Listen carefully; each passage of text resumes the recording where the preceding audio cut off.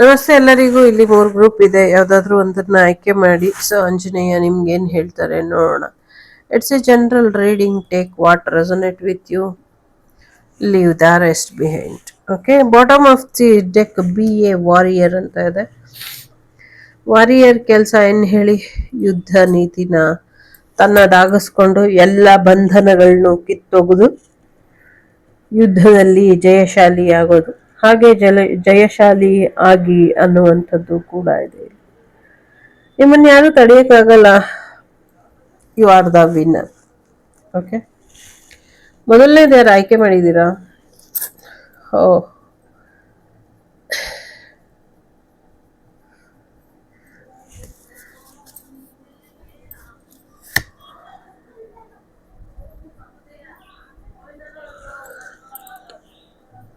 ಆಂಜನೇಯಂಗೆ ಸಂಬಂಧಪಟ್ಟಂತ ಹಾಡುಗಳನ್ನ ಭಕ್ತಿಯಿಂದ ಭಜನೆ ಮಾಡಿ, ಇದರಿಂದ ಒಳ್ಳೇದಾಗತ್ತೆ ಅನ್ನುವಂಥದ್ದು ಇದೆ. ಸೊ ಎಲ್ಲೋ ಒಂದ್ ಕಡೆ ನಿಮ್ಮ ಹೃದಯ ಮಂದಿರ ಸ್ವಚ್ಛವಾಗಿ ಇರಬೇಕು ಅಂತ. ಆತ್ಮ ರಾಮ ಅಂದ್ರೆ ಆತ್ಮದಲ್ಲಿ ಭಗವಂತ ಇರ್ತಾನೆ ಅಂತ. ನಿಜವಾಗ್ಲೂ ನೀವು ಹನುಮಾನ್ ಭಕ್ತರಾಗಿದ್ರೆ ಆಂಜನೇಯನ ಆಶೀರ್ವಾದದೊಂದಿಗೆ, ಆಂಜನೇಯನ ಮಾರ್ಗದರ್ಶನದೊಂದಿಗೆ, ಆಂಜನೇಯನ ರೀತಿ ನೀತಿಗಳನ್ನ ಬದುಕಿಗೆ ನಮ್ಗೆ ಒಂದಷ್ಟು ಮಾರ್ಗದರ್ಶನ ಏನ್ ಕೊಟ್ಟು ಹೋಗಿದ್ದಾರೆ, ಆ ರೀತಿಲಿ ನಿಮ್ ಜೀವನನ ಅಳವಡಿಸ್ಕೊಂಡು ಮುಂದುವರಿತೀರಾ ಅನ್ನುವಂಥದ್ದು ಇದೆ. ಅನುಮಾನ ಪಡ್ತಾ ಕೂತ್ಕೊಂಡ್ರೆ ಇದು ಸಮಯ ಅಲ್ಲ ಅನ್ನುವಂಥದ್ದು ಇದೆ. ಸೊ ಅನ್ಎಕ್ಸ್ಪೆಕ್ಟೆಡ್ ಆಗಿ ನಿಮ್ಗೆ ಗೈಡೆನ್ಸ್ ಸಿಗ್ತಾ ಇದೆ.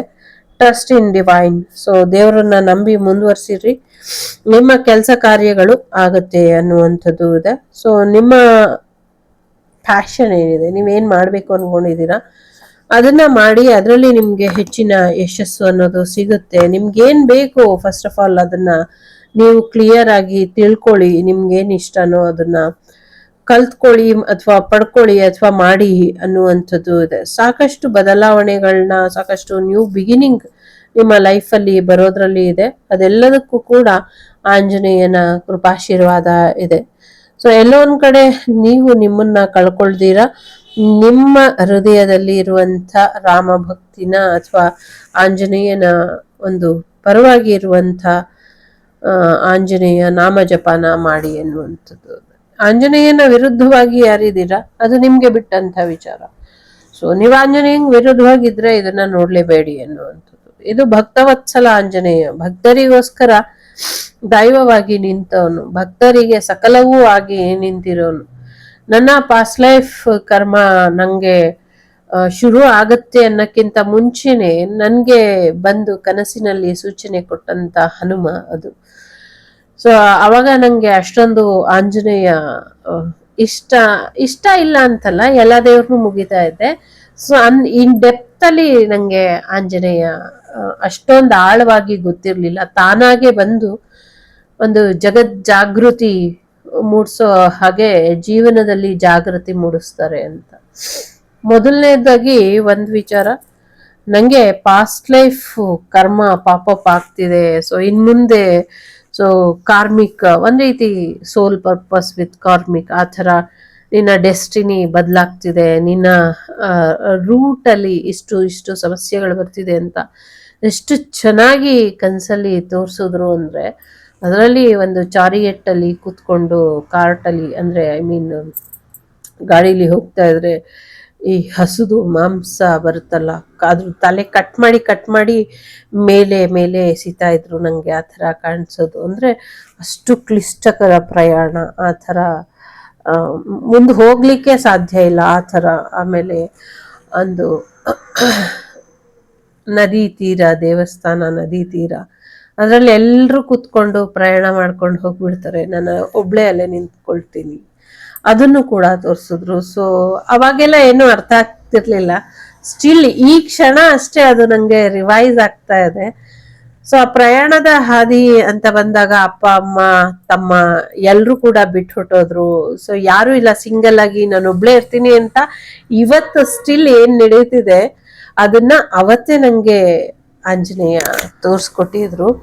ಸೊ ಇದೆಲ್ಲ ಯಾಕೆ ಅಂತ ನಾನು ಅಲ್ಲೇ ಪ್ರಶ್ನೆ ಮಾಡಿದ್ದೀನಿ. ಅದಕ್ಕೆ ಅವ್ರು ಕೊಟ್ಟಿದ್ದು ಪೂರ್ವಾರ್ಜಿತ ಬ್ಯಾಲೆನ್ಸ್ ಅದು ಸೊ ಪೆಂಡಿಂಗ್ ಕರ್ಮಾಸ್ ಅಂತ.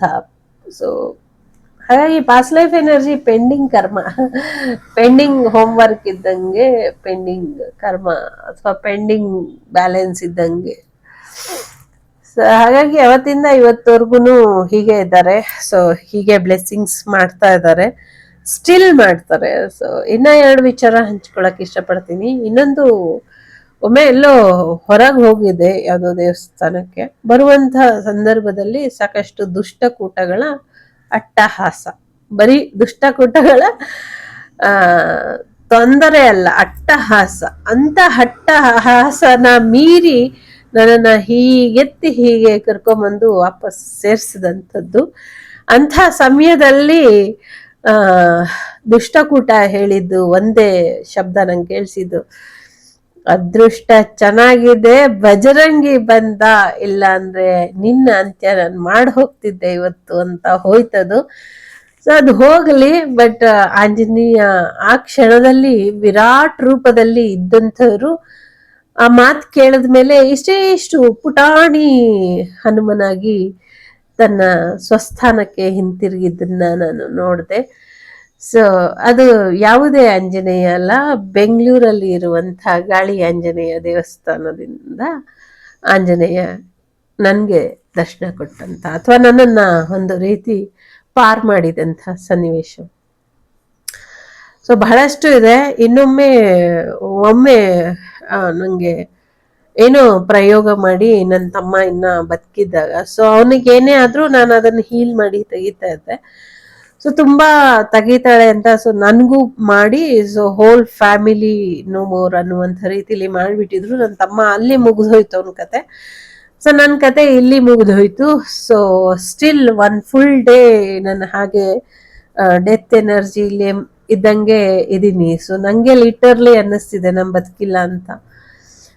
ಆಗ ಹನುಮ ಮೈ ಜುಮ್ಮನತೆ ಯಾವ ರೀತಿಲಿ ಅಂದ್ರೆ, ಒಂದು ರೀತಿಲಿ ಅವರು ಆಂಜನೇಯನ ಕೇಸರಿ ಬಣ್ಣ, ಆ ಉದ್ದ ಉದ್ದ ಕಾಲುಗಳು, ಅದರ ತುಂಬಾ ರೋಮಗಳು, ರಾಜ್ಕುಮಾರ್ ಹೇಳ್ದಾರಲ್ಲ, ರೋಮ ರೋಮವು ರಾಮನಾಮವು ಅನ್ನುವಂಥ ರೀತಿಲಿ ಅಷ್ಟು ಉದ್ದದಲ್ಲಿ 2 ರೋಡು. ಒಂದು ರೋಡಲ್ಲಿ ಅಂಗಾಳ ಪರಮೇಶ್ವರಿ ದೇವಸ್ಥಾನ ಇದೆ, ಸೊ ಅದ್ರ ನೆಕ್ಸ್ಟ್ ರೋಡಲ್ಲಿ ನಮ್ಮನೆ ಇದೆ, ಅದ್ರ ನೆಕ್ಸ್ಟ್ ರೋಡ್ ಅಲ್ಲ, ನೆಕ್ಸ್ಟ್ ರೋಡಿಗೆ ಮೇನ್ ರೋಡ್ ಇದೆ. ಸೊ ಈ ಪಾದ ಎಲ್ಲಿದೆ ಅಂದ್ರೆ ಬನಶಂಕರಿ ಮೇನ್ ರೋಡ್ ಇದೆಯಲ್ಲ, ಅಲ್ಲಿಂದ ಒಂದು ಪಾದ ತೆಗೆದು ಇನ್ನೊಂದು ಏರಿಯಾಗೆ ಹೋಗುವಷ್ಟು ಇನ್ನೊಂದು ಪಾದ. ನನ್ನ ಮನೆಯ ಮೇಲೆ ಆ ನೆರಳಿನಂತೆ ನನ್ನನ್ನ ದಾಟ್ಕೊಂಡು ನನ್ನ ಮೇಲಿದ್ದಂಥ ಪ್ರಯೋಗನ ತಕ್ಕೊಂಡು ನನಗೆ ಪ್ರಾಣವಾಯುನ ಕೊಟ್ಟಂಥ ವಾಯುಪುತ್ರ, ನಿನ್ನ ಪಾದಾರವಿಂದಕ್ಕೆ ಶಿರಸಾಷ್ಟಾಂಗ ನಮನಗಳು. ಪ್ರತಿ ಹಂತದಲ್ಲೂ ಇದ್ದಾರೆ ಆಂಜನೇಯ. ಸೊ ಎಲ್ರು ಹೇಳ್ತಾರೆ ನಾನು ಆಂಜನೇಯನ್ ಮುಗಿತೀನಿ, ಅದಕ್ಕೆ ನಂಗೆ ಆಂಜನೇಯ ಬರ್ತಾರೆ, ನಾನು ಆಂಜನೇಯನ್ ಇದ್ ಮಾಡ್ತೀನಿ ಅಂತ. ನಾನು ಹೇಳಕ್ಕೆ ಇಷ್ಟಪಟ್ಟಿದ್ದು ಇಷ್ಟೇ, ನಾನು ಅಷ್ಟೊಂದು ಮುಗಿತಾ ಇರ್ಲಿಲ್ಲ ಆಂಜನೇಯನ, ನಾನು ಅಷ್ಟೊಂದು ಹೋಗಿದ್ದಿಲ್ಲ. ಆದ್ರೂ ಕೂಡ ಆ ಕ್ಷಣಕ್ಕೆ ಆಂಜನೇಯ ಬಂದು ಕಾಪಾಡದಂತ ರೀತಿ ಸ್ಟಿಲ್ ಇವತ್ತವರೆಗೂ ಕಾಪಾಡ್ತಿದ್ದಾರೆ. ನಿನ್ನೆನೂ ಕೂಡ ಕಾಪಾಡಿದ್ರು. ಅವ್ರ ಬ್ಲೆಸ್ಸಿಂಗ್ಸ್ ಇರುತ್ತೆ. ಇನ್ನೊಂದು ಸಣ್ಣದು ಯಾಕೋ ಇಟ್ಟೆ ತುಂಬಾ ಕುತೂಹಲ ಅನ್ನಿಸ್ತಾ ಇತ್ತು, ಹಂಚ್ಕೊಳ್ಬೇಕು ಅಂತ, ಅದಕ್ಕೆ ಹೇಳ್ತಾ ಇದ್ದೀನಿ. ಒಂದು 3-4 ಡೇಸ್ ಬ್ಯಾಕಲ್ಲಿ ದಿನದಲ್ಲಿ ಸೊ ಪೂಜಾ ರೂಮಲ್ಲಿ ಕುತ್ಕೊಂಡು ನಾನು ಪೂಜೆ ಮಾಡ್ತಿದ್ದೆ. Some kind of financial problems, ಮತ್ತೆ ಫೈನಾನ್ಷಿಯಲಿ ಅಮೌಂಟ್ ಏನೋ ಸಮಥಿಂಗ್ ಎಲ್ಲ ಡ್ರೈನ್ ಆಗ್ತಾ ಇತ್ತು. ಸೊ ಅಮೌಂಟ್ ಎಲ್ಲೂ ಸ್ಟೇ ಆಗ್ತಾ ಇರಲಿಲ್ಲ, ಫುಲ್ ಡ್ರೈನ್ ಆಗ್ತಾ ಇತ್ತು. ಸೊ ನನಗೆ ಅದೆಲ್ಲ ನಾನು ತಲೆ ಕೆಡ್ಸ್ಕೊಳ್ಳೋದಿಲ್ಲ. ಸೊ ನಂಗೆ ಯಾವಾಗ ಏನೇನು ಬೇಕೋ, ನನಗೆ ಏಂಜಲಿಕ್ ಎನರ್ಜಿ ಆಗಲಿ, ಡಿವೈನ್ ಟೀಮ್ ಆಗಲಿ, ಸೊ ನನಗೆ ಹೆಲ್ಪ್ ಮಾಡ್ತಾನೆ ಇರ್ತಾರೆ. ಸೊ ಅವರು ನನ್ನನ್ನು ಟೇಕ್ ಕೇರ್ ಮಾಡ್ತಾರೆ, ನಾನೇನು ತಲೆ ಕೆಡ್ಸ್ಕೊಳ್ಳೋದಿಲ್ಲ. ಆದರೂ ಕೂಡ ಅದೊಂದು ಥಾಟ್ ಮೈಂಡಲ್ಲಿ ಇತ್ತು. ಸೊ ಆ ಕ್ಷಣಕ್ಕೆ ಯಾವುದೋ ಒಂದು ಲೈಕ್ ಸ್ಪಿರಿಟ್ ಥರ ದೇವ್ರ ಮನೆಯಲ್ಲಿ ಬಂದಿಯವರು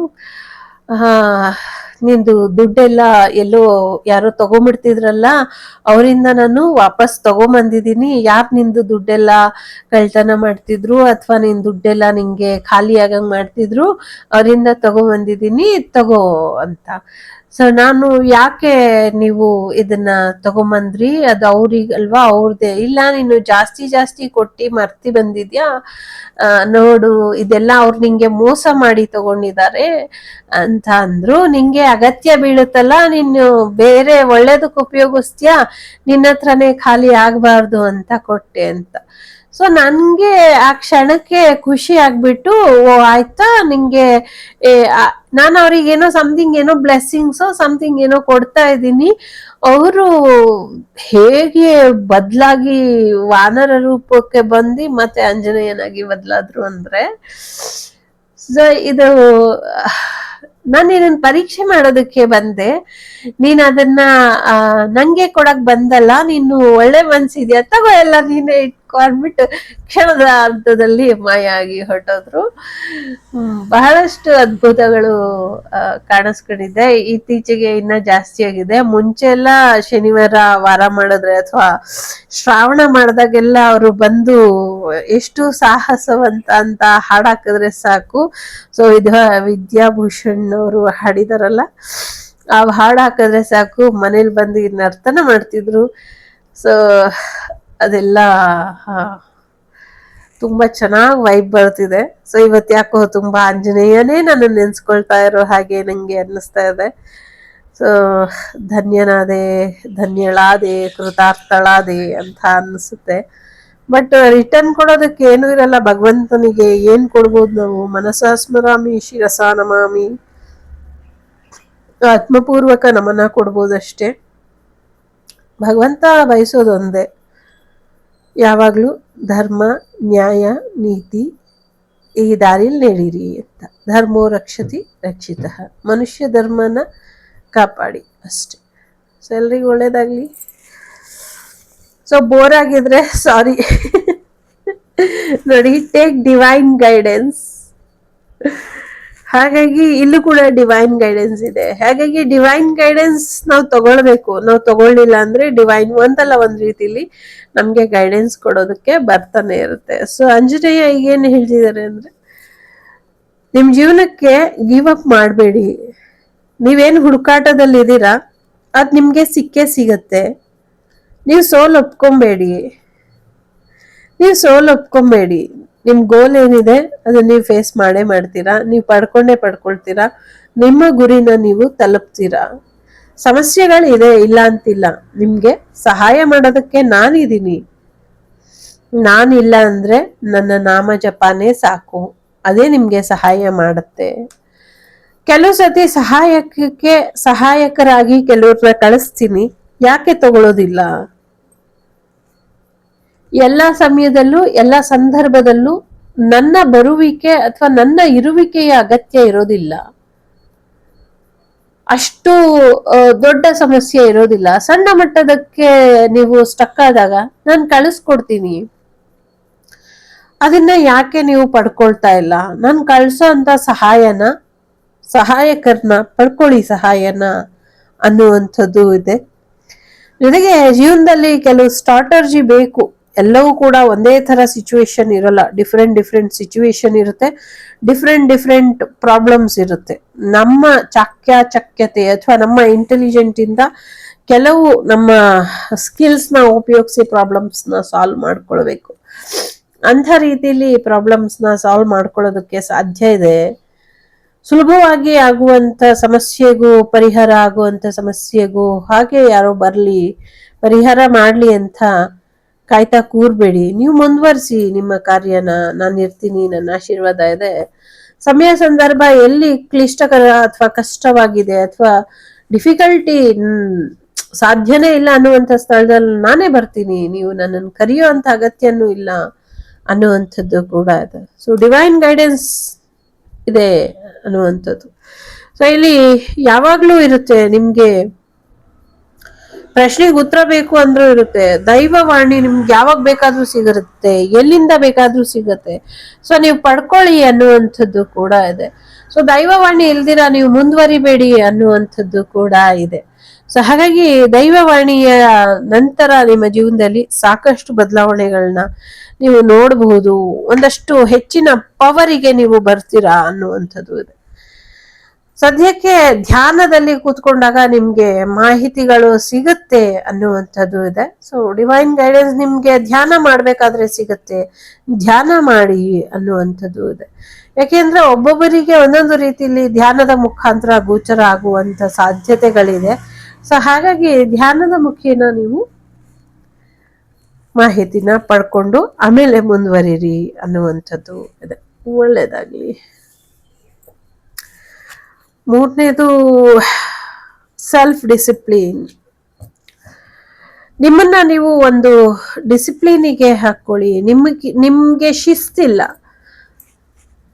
ನಿಮ್ದು ಮಾಸ್ಟರ್ ಮೈಂಡ್ ತರ ಇರಬೇಕು, ಕಂಟ್ರೋಲ್ ಆಗಿರ್ಬೇಕು. ನಿಮ್ಮ ಸೆನ್ಸ್ ಆಫ್ ಕಂಟ್ರೋಲ್ ಸರಿಯಾಗಿಲ್ಲ, ನಿಮ್ಮ ಇನ್ನರ್ ಪೀಸ್ ಸರಿ ಇಲ್ಲ. ಸೊ ನೀವು ಮಾನಸಿಕ ಶಾಂತಿನ ಪಡ್ಕೊಳ್ಬೇಕು, ಸೆಲ್ಫ್ ಕಂಟ್ರೋಲಿಗೆ ಬರಬೇಕು, ದೃಢ ವಿಶ್ವಾಸಕ್ಕೆ ಬರಬೇಕು.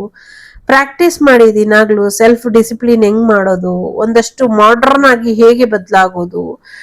ಈಗ ಹಳೆ ಕಾಲದ ರೆಸಿಪೀಸ್ ಎಲ್ಲ ನಡಿಬಹುದು, ಬಟ್ ಕೆಲವು ಮಾಡರ್ನ್ ಮಾಡ್ಕೊಂಡ್ರೆ ಅದಕ್ಕೆ ಒಂಚೂರು ಅಲ್ಟ್ರಾ ಟಚ್ ಕೊಟ್ರೆ ಚೆನ್ನಾಗಿರುತ್ತೆ ಅನ್ನುವಂಥದ್ದು.